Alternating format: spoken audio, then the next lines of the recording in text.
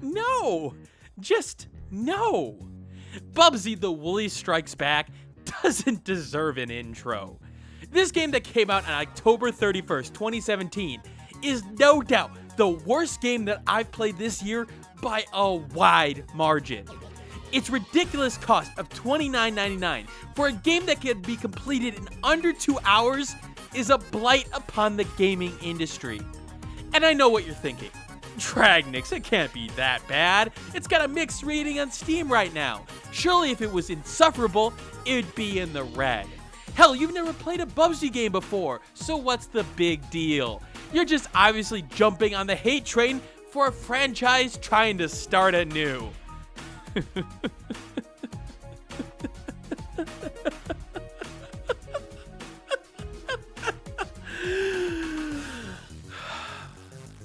But you see, that's where the problems begin.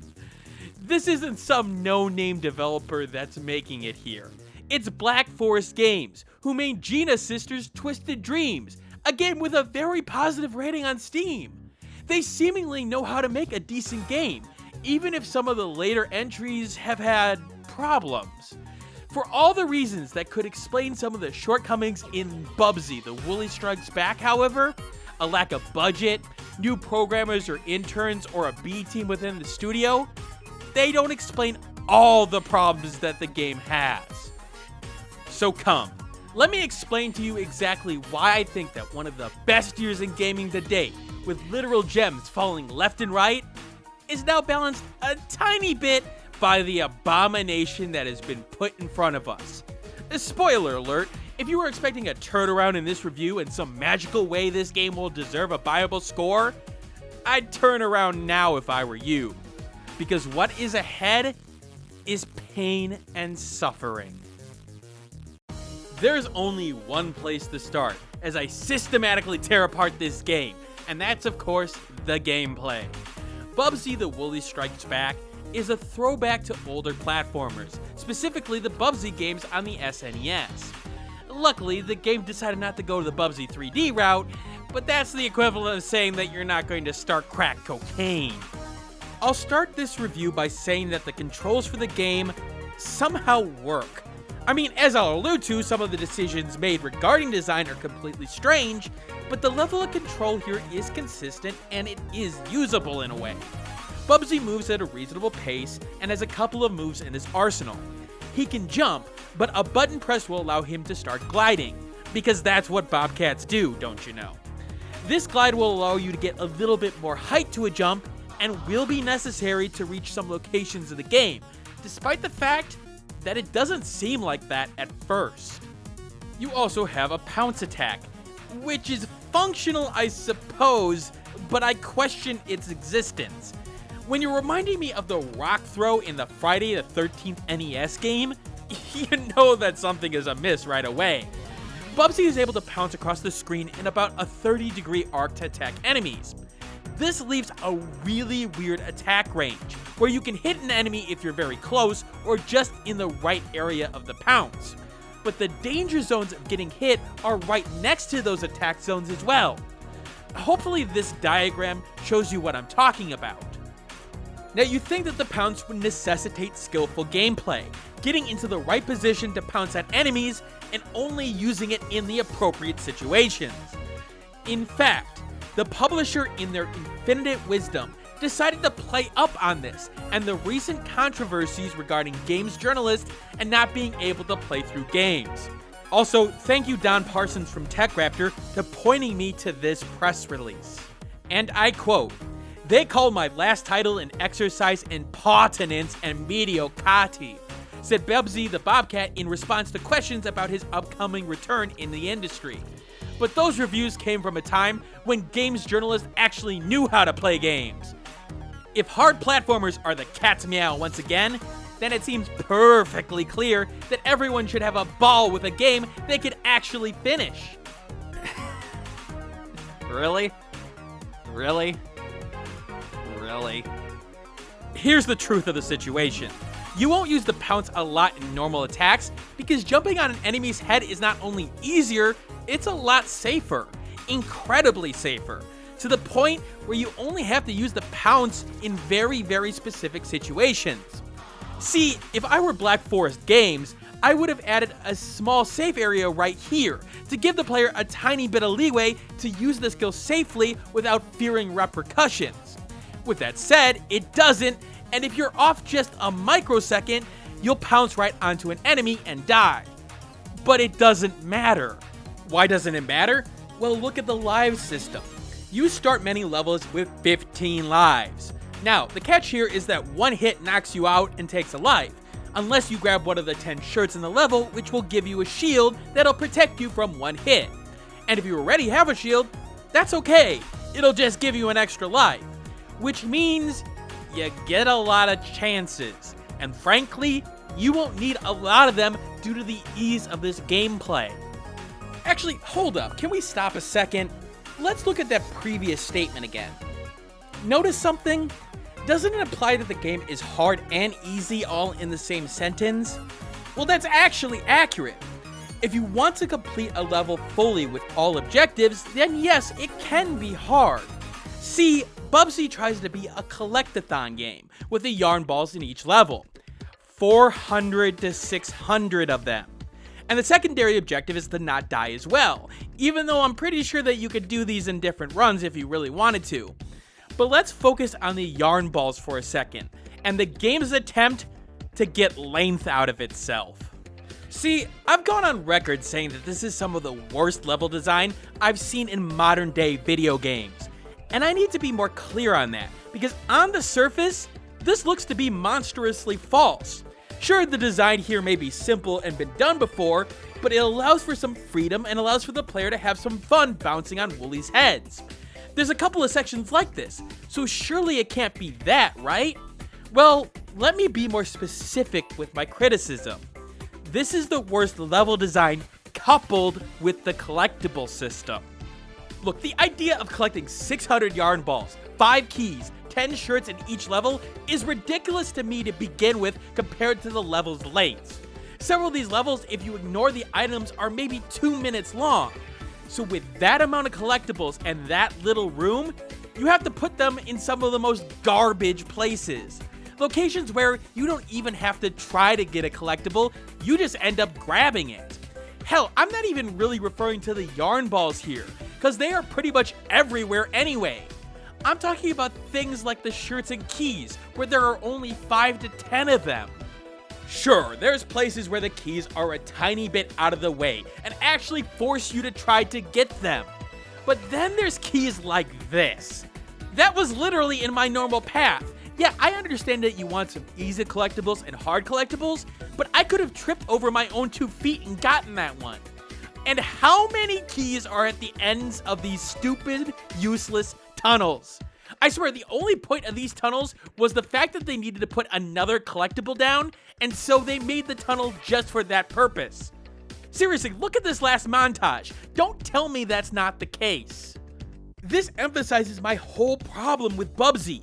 It feels incredibly disjointed, and at times, lazy. It feels like the team put together a bunch of assets to use, and threw them into a game and said, here you go. Then realized there were problems later, but instead of actually taking the time to unravel the yarn ball they had already created to properly fix it, they just threw more stuff onto it. This kills the flow of the levels, to the point where you just want the damn level to be over. I mean, look, I'm not a collectathon person, but for the sake of this review, I tried to play some levels like I was, for my enhancer system. And unlike some good collectathon games that made me want to grab the last Jiggy or the last star in the level, I didn't want to collect anything here, because the variety of the level design and the enemy AI sucked. Then there's level design like this. This enemy is way too high in order to use him to bounce up to this location because of the pillars on the side and the angle that you could actually get to the top of him on. In fact, I'm unsure exactly why this portion of the level looks like this. It's so ridiculous in its design. There's probably a way to get up there by sacrificing your shield, but remember what I talked about with inconsistency? Yeah, this is what I'm talking about. You'll get open areas like this, then all of a sudden, a ridiculous challenge with no real good options. It's like this was designed with a completely different expectation than the rest of the level. See, here's the thing about collectathon games. They actually don't make you repeat things that often unless you mess it up. Like, yes, if you fall off a bridge or something, you're having to make your way back up to get through the level. But 99% of the time, you don't actually have to fall off that bridge to get an item and then have to make your way back up to continue on. It's still along the way, or only after you're done with the section. Now let's take a look at Bubsy. Notice something with these yarn balls here. How can you get to them? Well, you can only get them from falling from above or floating from the other side. They are just out of reach of jumping from below. So that means you've got to repeat doing this jump. This happens in several places, meaning you're doing the same thing over and over and over again, and they're not that interesting scenarios in the first place. Enemy AI is simple, and there's not that many enemy types to the game. I mean, for a platformer like this, I wouldn't want complicated AI, but when you feel like enemy A is pretty much the same as enemy B and C, then it really doesn't help things. Again, even with the AI's case, many levels don't take advantage of making variety for them, putting them in tight hallways where they can't play to some of their strengths, or just throwing them down without a lot of rhyme or reason to it. Take the bee enemies who will home in on you slowly when seen, but will be attracted to a flower if they're near it. Note how easy it is to get around them here, and even with 8 bees in question, it never poses even a remote challenge. It's easy to exploit the AI at every turn, and some key level design differences would have made that much better. Instead, it feels like a waste of time and space. What else should I talk about? Oh yeah, there are boss fights. 3 boss fights to be exact. 2 of them are really bland boss fights that have less excitement than a funeral. Yes, I said that. Those 2 fights are ridiculously easy, and while yes, you may lose a life here and there, most of them have way too big of a window to dodge attacks and leave you just wanting something to happen. I will give the game this though. This one section of this boss fight actually gave me a tiny bit of hope. It was actually a fun mechanic that added to the overall challenge in a good way, and made me sit up and say, hey, maybe the game has got something going for it. Granted, that was demolished almost immediately, but it was a lone bright spot as you had to be skillful about when you jumped and actually felt a bit different from other platforming bosses out there. Here's the final nail in the coffin, the game's length. It took me under 2 hours to beat the game. Let me be clear about this. This is under Steam's refund policy in normal cases. In fact, this video is twice as long as the speedruns of this game. And who the is doing speedruns of this game? I have to emphasize, this is a $30 game. I get that it's longer if you collectathon it, but as I mentioned, that's not worth it. This is just a disgrace price-wise, pure and simple. I guess I should also touch on the technical elements of the game, shouldn't I? I played the game on the PC, and sadly, this is the strongest element that the game shows. I say sadly not because the technical elements of the game are bad per se, it's just that it shouldn't be outshining the gameplay or the presentation or the story, at least in my opinion. The game is rock solid at 60 FPS, and rarely did I see major drops in my gameplay. In addition, the game's load times vary anywhere from 0 to 30 seconds on the PC, which is reasonable, and that's only the first load time. Granted, the most important load time, the time after you lose a life and have to restart, is pretty short, less than 5 seconds. See, I can say something good about the game. However, what I can't say the same for is the hit detection. Something feels off here. There are several times where I swore I hit enemies or projectiles and I didn't die, or vice versa. Then again, sometimes it was really hard to tell if I was supposed to die. These spike traps, for example. I definitely touch them on several occasions, and I really can't tell if they're activated at certain points. It's just a visual mess, to be honest, but more on that in the presentation section. As for options, there's a launcher with bindable keys for both the controller and the keyboard. It should be noted, however, that this menu is really clunky to use, and there's no confirmation for when you want to change something. It just sort of happens, so you can accidentally click on the wrong thing, and lo and behold, that's it. Oh, and you can't change the camera on the controller, but I'm going to be honest here, you don't need it that much anyway. Graphics-wise, yes, you can play Bubsy in 4K. I'd like to point out, this is the first game I fully reviewed on my new PC and my new 4K monitor. Mother freaking Bubsy. Anyway, you could choose the version of Dragnix for some reason, 16 and 32-bit color quality, which is nice, and behold, the most ridiculous refresh rate drop-down menu on the face of the planet. It's out of order, and what the hell are some of these options? Maybe they're useful for some people, but really, I'm just so confused by it. At least you've got slight control over the shader, distortion effects, and particle quality. And that's more than usual platforming indie games, so I'll give Bubsy that. Finally, the sound options are good with effects, ambient, music, and voice separate sliders. And you can say how much Bubsy says with the verbosity slider, which is one of the only things I truly like about this game that's unique. I will say, however, that despite these options, I did run into technical problems that I haven't seen others report on. For example, Bubsy for me wasn't doing any quips at first, which I found odd. Isn't that the whole character in a nutshell? And I had looked at the options menu before this and seen that verbosity slider, so it was clear that something was amiss. So I decided to up the value. Lo and behold, he started talking. But when reducing it back down to the original value, he was still talking. So it seems like the game had trouble remembering this setting on the first go-around. Okay, fine. Except this happened every time I launched the game. I'd have to go into the menu and do it again. Options aside, let's not mince words here. Bubsy the Woolies Strikes Back does not look like a $30 game. I'm sorry, it doesn't. That's despite some actual good work on some of the detail here, specifically in the environments. I mean, the 2.5D with this cabin in the background is pretty reasonable. With that said, the game hits the gambit of good, bad, and weird decisions all at once when it comes to its presentation. When the game decides to put detail in the forefront, that's where it shines. Seeing the detail on the grass along this path here makes it feel realistic, like creatures have walked these paths 1,000 times before. The drawing of the yarn balls give you a sense of how tightly packed they are. Granted, it doesn't necessarily use that detail well in its gameplay.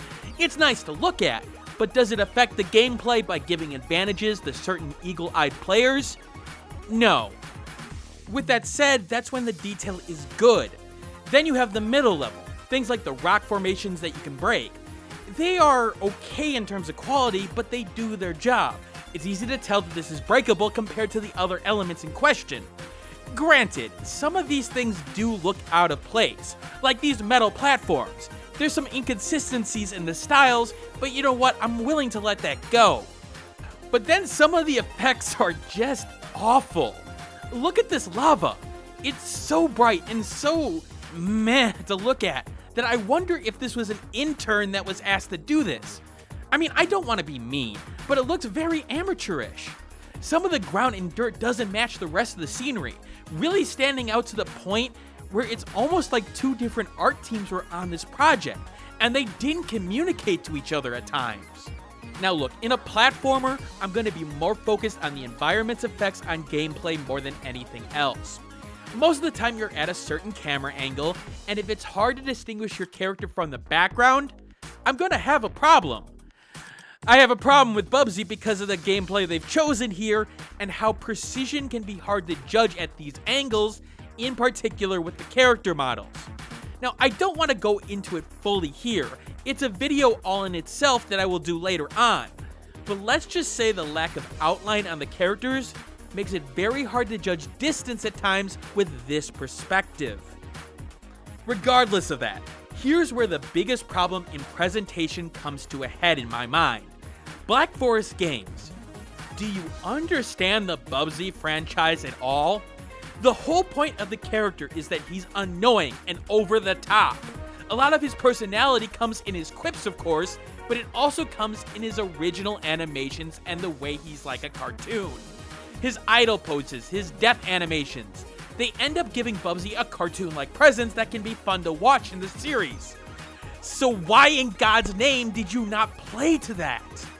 Seriously, Bubsy is so lifeless on screen. The lack of key animations from when he dies, for example. It's one animation, and it's sorta your typical fall over dead. Sure, he comes at the screen when he runs out of lives, but even that has been done infinitely better in other games. And to be honest, it's just sorta meh.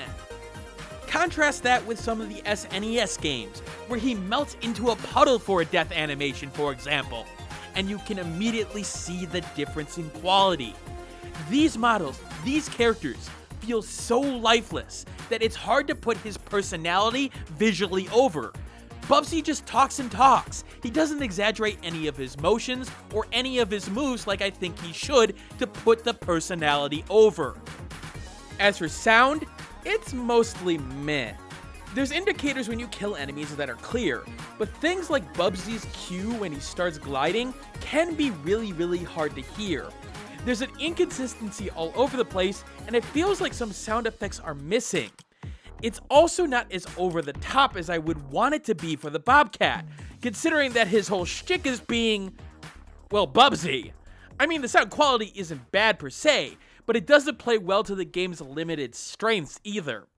Just listen and hear what I'm talking about.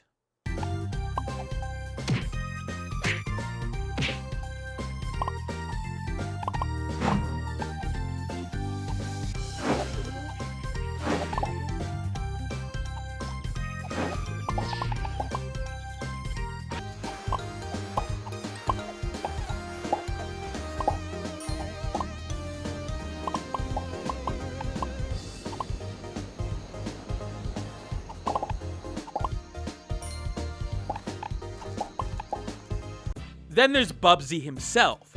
Look, I'll give Black Forest Games this. The Bubsy voice actor seems to fit the character in several ways. Bubsy is annoying and has the right amount of sass and snark that I would want out of the character. Granted, I don't want to hear him 95% of the time, but that has more to do with the quality of the writing more than anything else. But the performance itself is inconsistent, and it seems to have quality issues at times. Sometimes it's hard to understand what Bubsy is saying, and sometimes the deflection and tone just doesn't match the quip that he's firing off. It felt like more takes were needed in several cases. Anyway, just listen and hear what I'm talking about. Oh yeah! Here I go on.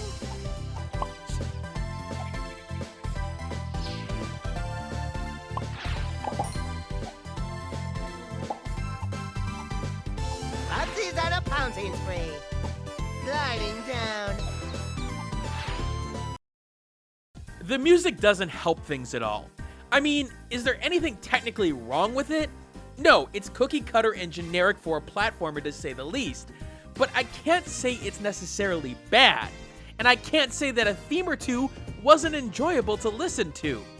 But overall, the music just always seems to drag on more than I wanted it to here. I don't even feel like talking about it that much because it's just so eh. Just listen and hear what I'm talking about.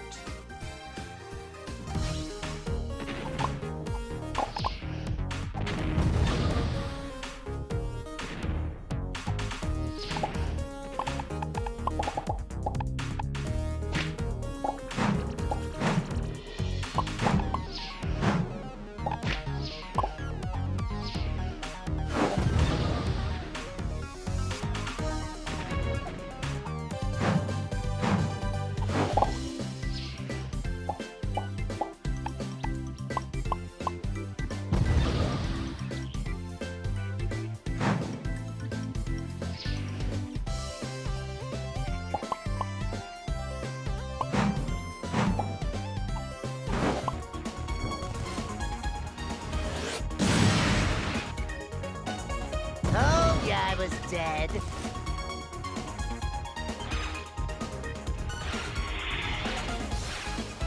And then, pounce!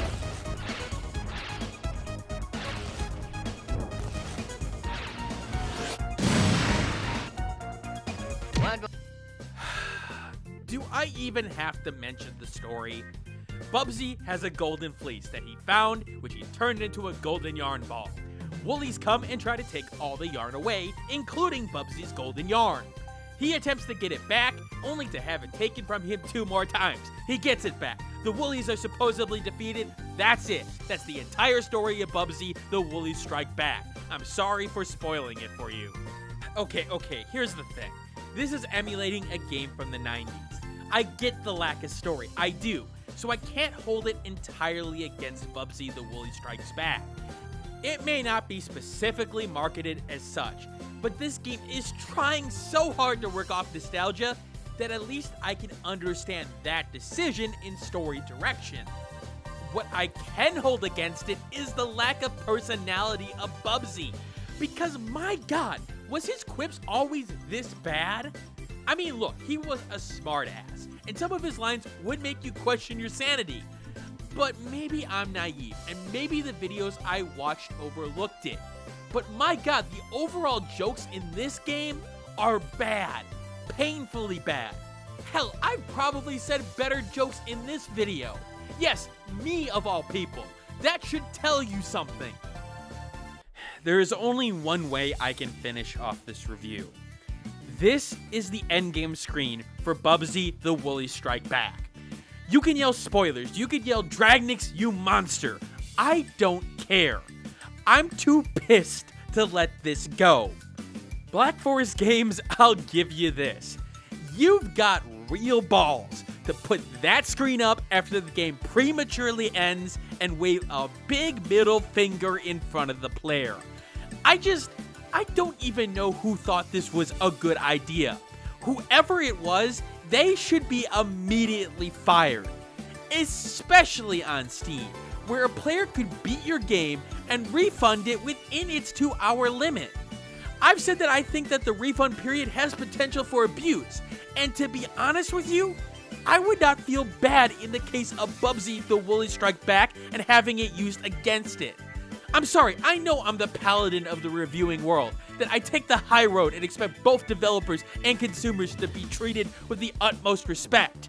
But I can't with Bubsy. I just can't. When all is said and done, I've said that Bubsy the Woolies Strikes Back is a worse game than Sonic Boom, and I stand by that. Is it more consistent and technically better in the gameplay sections? Yeah. Is it better in graphics and presentation? Not really. Is it technically a better game in an overall sense than Sonic Boom? Yes. But here's the thing. This is a buyability score. And what Sonic Boom has that Bubsy doesn't is simple. It's actually interesting. It's not good at all, don't get me wrong, but it's still fascinating at how bad it is and thus becomes intriguing because of that. It's like playing a car crash in certain cases, and there's something that draws you to it despite the fact that there's shrapnel and death all over the place. Meanwhile, Bubsy the Woolies Strikes Back is so boring that even playing through Yasai Ninja sounds more interesting right now. It can't shine in any area, its presentation is bad, its story is non-existent, and I think I've seen sub-dollar games that provide better gameplay than this. For every semi-strength that the game has, it fails in the game design department and capitalizing on using it. And finally, the price. The $30 price tag is a slap in the face to every other developer who's made an actual worthwhile platformer. You could talk about memes, you could talk about the joke factor of the franchise, but let me ask you, is it really worth paying $30 for jokes when you can get so much more other value? No, this game is a blight, and thus, Bubsy scores one of the worst scores in the history of this channel, a 15 out of 100. That means, for the love of God, don't buy it. Not even for a joke. Not even as a replacement for bad rats. At least Bad Rats had the decency to be cheap while it was given to people. Now normally, that doesn't take into account my enhancer system. Games are usually too diverse and too specialized for a regular review score to be useful.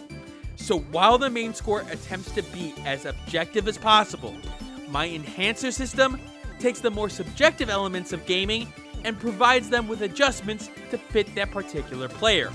So, if you fall into any of the enhancer categories here, then add or subtract the score from the main score. That's what I would say normally, and if the first digit changed, you would refer to the description below. But this is Bubsy the Woolies Strikes Back, a game that, regardless of the enhancers and dehancers chosen, never rises to a buyable score. In fact, it's the first game in the history of this channel that can actually score a negative score with enhancers. It's just that bad. Is that incredibly harsh? Yeah, probably. Is that an insult to the developers who put time and effort into a game that's at least functionable? Maybe to some, but my job is to tell my audience if a game is worth their time in some way, and Bubsy is the antithesis of that. Regardless of the work put in, regardless of what they were told to do, a bad game is a bad game, and Bubsy is one of the worst in my mind. Coming up next on the channel is a review of Sonic Forces. Yeah, I'm going from Bubsy to Sonic Forces.